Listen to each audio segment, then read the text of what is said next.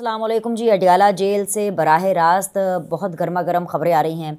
खबर नंबर 1 ये आ रही है कि अडयाला जेल के अंदर एक बड़ी कार्रवाई हुई है और इस बड़ी कार्रवाई के अंदर कुछ उथल पथल हुई है और इस उथल पथल से जो यूथिया ब्रिगेड है उनकी चीखें निकल रही हैं और सिर्फ चीखें ही नहीं निकल रही, उनके रोने भी निकल रहे हैं। और सिर्फ रोने भी नहीं निकल रहे बल्कि वो मज़ीद जो साजिशी थेरीज़ हैं ना वो निकल रही हैं। इसकी तफसीलात मैं आपको इस वीडियो के अंदर बताऊंगी। साथ ही साथ यूथिया ब्रिगेड की जितनी भी झूठ बकवासियात है वो भी मैं आपको बताऊंगी। अब जो नया नया झूठ जो सामने आया है उसके बारे में मैं आपसे जिक्र करूंगी कि किस तरह ये बताया जा रहा है कि जी पहली बार इमरान खान किसी अजियत में मुब्तला हुए हैं। वो अजियत क्या है वो सुन करके तो आपकी हंसी निकल जाएगी, क्योंकि मेरी तो अजियत सुन करके हंसी निकल गई थी।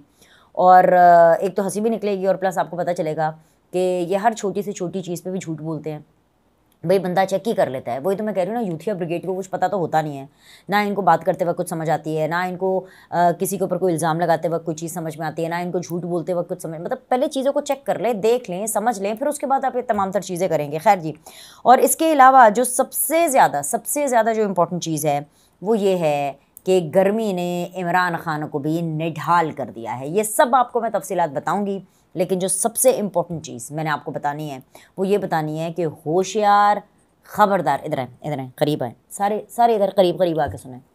मरियम नवाज़ दिल जीत रही हैं तो दिल थाम कर बैठिए, क्योंकि मरियम नवाज़ ने ये जो दिल जीतने का सिलसिला शुरू किया है ना, इससे बड़ों की बहुत चीखें निकलनी हैं। इतनी चीखें निकलनी हैं कि उन्होंने यहाँ पर भी जी कैसे आपने किसी की प्राइवेसी को ब्रीच कर दिया, कैसे आपने ऐसे कर दिया, इतना करीब क्यों आ गए, इतना दूर क्यों चले गए, ऐसे क्यों फ़ोटो बना ली। ये मैं क्यों आपसे जिक्र कर रही हूँ, मैं आपसे इसलिए जिक्र कर रही हूँ, साथ साथ मैं अपनी टीम से कहूँगी कि ये पिक्चर्स भी चलाएँ ताकि आपको पता चले।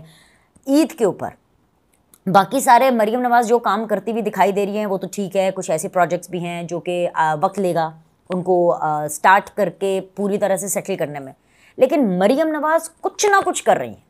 कुछ डेली की बुनियाद पे भाई वो शेर की बच्ची निकलती है अपने घर से सुबह 7-8 बजे, ठीक है, और उसने ये तहैया किया होता है मरियम नवाज़ ने कि भाई आज मैंने, वो होता है ना कि टिक बॉक्स करना, आज मैंने ये भी करना है, ये भी करना है, ये भी करना है, ये भी करना है। मतलब लगातार कुछ ना कुछ उन्होंने एंटरटेनमेंट यूथियों की लगाई ही हुई है, क्योंकि जाहिर सी बात है जब मरियम नवाज़ कुछ भी करेंगी, वो सांस भी लेती हैं तो पीटीआई वालों को तकलीफ होती है, तो ये तो सांस से कहीं बहुत ज़्यादा चीज़ें हो रही हैं। ईद के ऊपर जो कमाल काम किया है ना मरियम नवाज़ ने, और इस काम का क्रेडिट उनको बिल्कुल मिलता है, क्योंकि मैं पंजाब की हूँ, क्योंकि मेरी पैदाइश पंजाब की है, मेरी जम्मन पल्लन पंजाब की है, लाहौर मेरा शहर है, पंजाब मेरा सूबा है। वैसे तो पूरा पाकिस्तान ही मेरा भाई, मुझे कहीं पे जाने से कोई भी नहीं रोक सकता, लेकिन अगर मैं कहूँ ना कि मेरा दिल, वेयर माई हार्ट इज़, कि मैं दुनिया के किसी भी कोने में चली जाऊँ, मैं लंदन जाऊँ, अमेरिका जाऊँ, कहीं पर भी जाऊँ, बस मुझे 8-10 दिनों के बाद मुझे वापस पैक करके अपने लाहौर, अपने पाकिस्तान, अपने पंजाब में आना है। मेरे उस शहर को, मेरे उस सूबे को मरियम नवाज़ ने इतना साफ़ रखा कि मुझे शहबाज शरीफ की याद आ गई।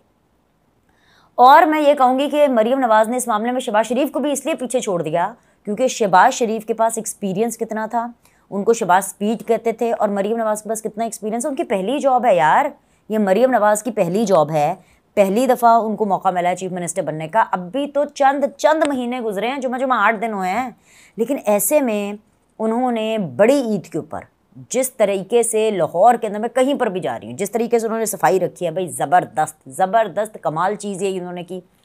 और इसलिए भी कमाल चीज़ की क्योंकि मैंने उस्मान बुज़दार के टाइम पर भी अपने लाहौर को देखा था, मैंने जो है परवेज़ इलाही साहब के टाइम पर भी अपने लाहौर को देखा है, और मैंने जो है मोहसिन नकवी साहब के टाइम पर भी अपने लाहौर को देखा है। लेकिन जो इस बड़ी ईद के ऊपर, इस नमकीन ईद के ऊपर, वो जितनी भी हम नमक पाशियाँ कर रहे होते हैं ना सब जगह पे, सब ने अपनी अपनी कुर्बानी करते हैं, और फिर हम ये भूल जाते हैं कि सफाई निस्फ़ ईमान है, हमने सफाई का भी ख्याल रखना है। लेकिन मरियम नवाज़ नहीं भूली।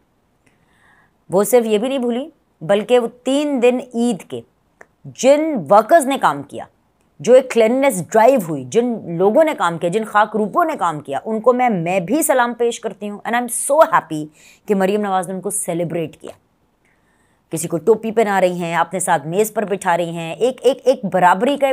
देखें, मैं अक्सर ये बात करती हूँ कि कल्ट फॉलोइंग को आप कैसे ख़त्म कर सकते हैं। हमारे मुल्क के अंदर एक बीमारी फैल चुकी है और वो बीमारी कल्ट फॉलोइंग की है। वो कौन सी कल्ट फॉलोइंग है? वो यूथिया ब्रिगेड की कल्ट फॉलोइंग है। उसको आप कैसे ख़त्म कर सकते हैं? उसको सिर्फ जो बाकी जो पॉलिटिशियंस हैं, जो बाकी लीडर्स हैं, या जो एम करते हैं लीडर बनने के लिए, वो सिर्फ अपने अवाम के साथ कनेक्ट के साथ ही ख़त्म कर सकते हैं। सफाई किसको पसंद नहीं है? मुझे तो मेरी मम्मी अक्सर कहती हैं, बेटा बीनेश, जब मुझे सिखा रही थी, जब मैं छोटी थी और जब मैं बड़ी हो रही थी, तो मुझे हमेशा कहती थी, बेटा बीनेश, कुत्ता भी अगर किसी जगह पे बैठता है ना, तो वो पूंछल से उस जगह को साफ़ कर लेता है। और हमें तो ये बताया गया है मेरी मम्मी की तरफ से कि भाई सफाई हमारा निस्फ ईमान है, आधा ईमान ही हमारा सफाई है। तो भाई जो उन्होंने उसकी सेलिब्रेशन की है, जो उन्होंने उनको क्रेडिट दिया है, ये क्रेडिट मरीम नवाज़ को भी जाता है, उनकी टीम को भी जाता है, उन तमाम वर्कर्स को जाता है जिन्होंने अपनी ईद पाकिस्तान के अंदर, इसका सबसे बड़ा जो सूबा पंजाब है और जो सबसे बड़ा शहर है लाहौर, उसको साफ़ करने में लगाई। अब इसके ऊपर अनकरीब आप देखेंगे कि हर तरफ बजाय इसके कि आप उसकी तारीफ़ करें, बजाय इसके कि आप उसको क्रेडिट दें, साड़े लगेंगे। और साड़े इसलिए लगेंगे क्योंकि जी वो कहेंगे कि जी ये मरीम नवाज़ ने ऐसे क्यों टोपी पहना दी उसको, ओए होए होए होए होए होए, ये तो ह्यूमन राइट्स की खिलाफ वर्जी कर दी है इस बंदे को टोपी पहना के। इन्होंने मरीम नवाज़ ने इस औरत को अपने साथ बिठा करके फ़ोटो क्यों उतरवा ली, ओ हो, उसकी तो प्राइवेसी ब्रीच हो गई। मैं कहती हूँ यार, मेहनत करें, हसद ना करें, जाएँ जाके देखें KPK में आप लोगों की मर्ज़ी का जो वज़ीर आला है KPK के अंदर, वो कख नहीं कर रहा। करना तो उसको लख चाहिए, लेकिन वो कख भी नहीं कर रहा। So shame on them, and I would say कि more power to Maryam Nawaz. आप ऐसे ही बल्कि इससे भी ज़्यादा काम करती रहिए, तो आप हर हालत में अपने मुखालिफिन के भी दिल जीतेंगे। चलें जी, अब ये तो मैंने आपको बता दी, ये अच्छी खबर थी और ये मैंने आपको शुरू में बताई। आगे आ जाए जी, आगे मैंने आपसे बात करनी है कि जी अडयाला जेल के जो 2 अफसरान हैं उनको तब्दील कर दिया गया। ये वो 2 अफसरान हैं जिनकी तब्दीली के हवाले से बेसिकली बहुत ज़्यादा पाकिस्तान तहरीक इंसाफ को रोने पिटने चल रहे हैं उनके, और वो इसलिए चल रहे हैं क्योंकि उनमें से एक डिप्टी सुपरिटेंडेंट है, और ये वो डिप्टी सुपरिटेंडेंट है जो पिछले कुछ अरसे के अंदर अडयाला के अंदर इमरान खान साहब के बहुत करीब आ गए थे। और ये मैंने बताया ना आपके इमरान खान साहब ना कुछ इस तरह का ऊपर से लिखवा के लाए हैं कि कोई इनके करीब आता है या जिनके करीब जाते हैं ना, उनसे इनको खैर नहीं मिलती। इमरान खान जिसके भी करीब गए उनको खैर नहीं मिली। मतलब पाकिस्तान के अंदर फ़ौजियों का, आर्मी चीफ़ का इतना तूती बोलता था, मतलब अभी भी बोलता है डेफिनेटली। मतलब सब यही कहते हैं कि जी बस फ़ौज के साथ बना के रखें तो आपकी सेटिंग हो जाएगी। इमरान खान साहब आर्मी चीफ़ के साथ, जनरल फैज़ के साथ अटैच हुए, उनका भी पट्ठा बिठा दिया। मतलब ये कुछ ऊपर से ही मामलात ऐसे हैं। अब ऊपर वाले के मामलात उनके साथ ऐसे हैं, तो अब इसके ऊपर मैं क्या कमेंट कर सकती हूँ।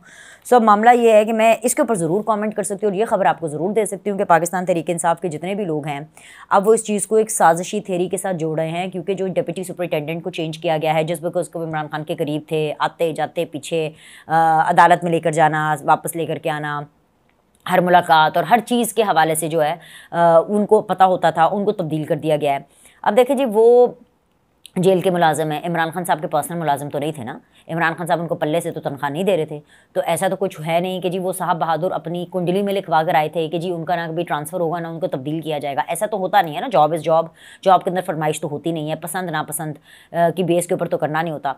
लेकिन इसके अंदर जो जितनी भी साजिशी अनासर आपको PTI वाले बताएंगे और आगे आने वाले दिनों के अंदर मज़ीद इसके ऊपर जो रौला डालने लगे, मैंने आपको पहले वार्न कर रही हूँ, आपको बी वेयर, वो झूठ बोलेंगे। उसकी वजह यह है कि आपको पता है कि जो ऑडियो लीक हुई, ये जो सुप्रीम कोर्ट के अंदर इमरान खान साहब ने जो बेंच के सामने अपनी तकरीर करने की कोशिश की और फिर खाली इमरान खान साहब की आवाज़ को निकाल करके और वो बढ़ा, तो ये हमें इतलात मिली हैं कि जी इस लीक का, इस इनकॉम्पिटेंसी का और किस किस्म की इनकॉम्पिटेंसी का कि जो आर्टिकल्स लिखे जा रहे हैं जो कि कम्प्लीटली एंटी स्टेट हैं, जो इंटरव्यूज़ दिए जा रहे हैं, जो बयानात अखबारात में दिए जाते हैं, छपाए जाते हैं, ये इतने एंटी स्टेट हैं, दे आर सो पैथेटिक। और ये मुल्क दुश्मनी है, ये बिल्कुल मुल्क दुश्मनी है। लेकिन ये जो तमाम तर है ना, ये बेसिकली वो डिप्टी सुपरिटेंडेंट हैं जिनका इसमें कुछ ना कुछ हाथ है। सो बेसिकली उनको इनकॉम्पिटेंस की वजह से और लीक्स करने की वजह से, क्या करने की वजह से, वो कहते हैं ना अंग्रेजी में एक लफ्ज़ होता है मोल, कि ही वॉज द मोल। उनके ऊपर ये शक है कि he was the mole in the system of the jail of Adiala, तो लिहाजा उनको इधर उधर किया गया। ठीक है, अब इसके ऊपर PTI वालों ने शोर मचा दिया है कि हाँ जी वही मेरा बंदा पॉलिसी, कि जी ये इमरान खान का बंदा था, ये इमरान खान उसके साथ सेट था, तो ये इसको क्यों हटाया गया। तो आपने कानों से अगर इस तरह की कोई भी बात गुजारनी है तो यहाँ से 2 सुराख इसी नहीं है ना कान के अंदर, यहाँ से निकाल दें। आपने इसके ऊपर चूं तक नहीं रेंगने देनी और आपने इसके ऊपर बिल्कुल भी कान नहीं धरना, ठीक है, क्योंकि ये एक और इनका प्रोपेगेंडा है। क्योंकि जितना आप इसको सुनेंगे उतना उनका प्रोपेगेंडा जाएगा, जितना उनका प्रोपेगेंडा जो है वो स्प्रेड करेगा उतना ही एंटी पाकिस्तान, एंटी जो रियासत है वो नैरेटिव आगे जाएगा। और हमने ये नहीं करना। अगर आप पाकिस्तान से प्यार करते हैं, अगर आप पाकिस्तानी हैं, तो आप जो सबसे ज़्यादा कंट्रीब्यूट कर सकते हैं वो यही कर सकते हैं कि झूठ को मत फैलाइए, झूठ का मुंह बंद करें, इनकी जो साजिशी थेरीज हैं इनके ऊपर कान ना धरें, चाहे व्यूज़ हो, डॉलर्स हो, कुछ भी हो यार, ना आए डॉलर्स ना आए व्यूज़, ऐसा थोड़ी है कि आप इनके झूठ के ऊपर कान धरेंगे जस्ट बिकॉज कि जी खुद साख्ता इमरान खान पॉपुलर है तो आप उसके पीछे चले जाएंगे। कल्ट फॉलोइंग को ऐसे ही तोड़ा जाता है, इट्स अ कॉन्स्टेंट फाइट। आप ऐसा पाकिस्तानी, एक मुहिब्बे वतन पाकिस्तानी गिव अप नहीं कर सकते। अगर मैं गिव अप नहीं कर सकती तो आप भी गिव अप नहीं कर सकते। हम सबको मिलके इनके झूठों से, इनकी बकवासियात से जो है अपनी और अपने मुल्क की जान छुड़ानी है। आखिरी खबर वो भी झूठ से रिलेटेड है।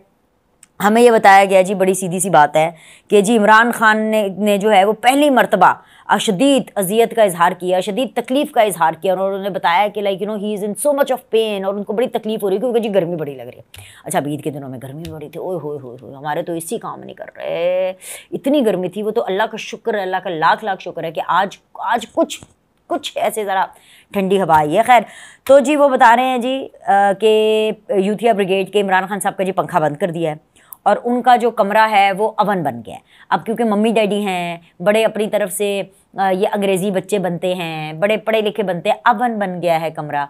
मतलब आम ज़बान में क्या होता है, मैंने ये तो सुना था कि यार इतनी गर्मी है कि घर तंदूर बन गया है या कमरा तंदूर बन गया है।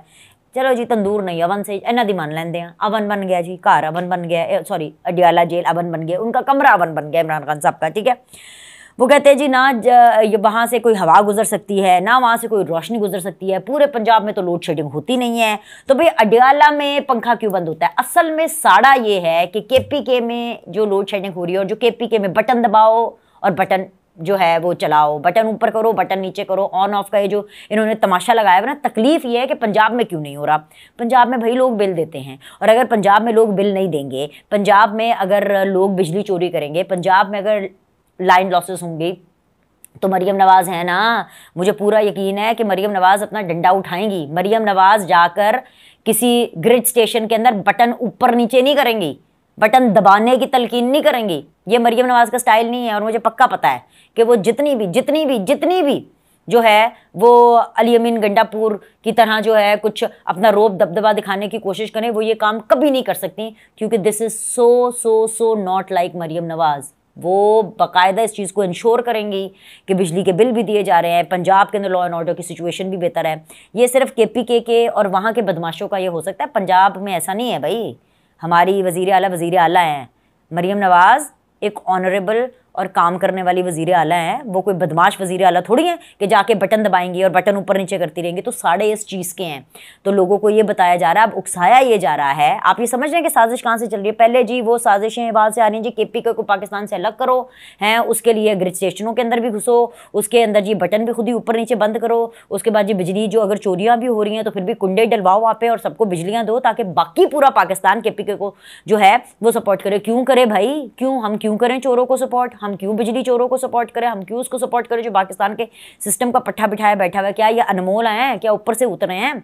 अच्छा, फिर उसके बाद जी IMF को भी शिकायतें लगानी है ताकि जी केपीके टूट जाए। कैसे टूट जाए, जैसे जी शेख मुजीब के टाइम के ऊपर पाकिस्तान टूट गया था, बांग्लादेश बने का। ना ना ना ना ना ना भाई, ये बहुत जहरीले लोग हैं। अब ये इस कहानी को उससे मिला रहे हैं, क्यों खान का नाम डालो ताकि जो भी खान से मोहब्बत करता है, जो भी करता है उनके लोगों में से, ठीक है। अल्लाह का शुक्र है हमारी चॉइस बहुत बड़ी अच्छी है।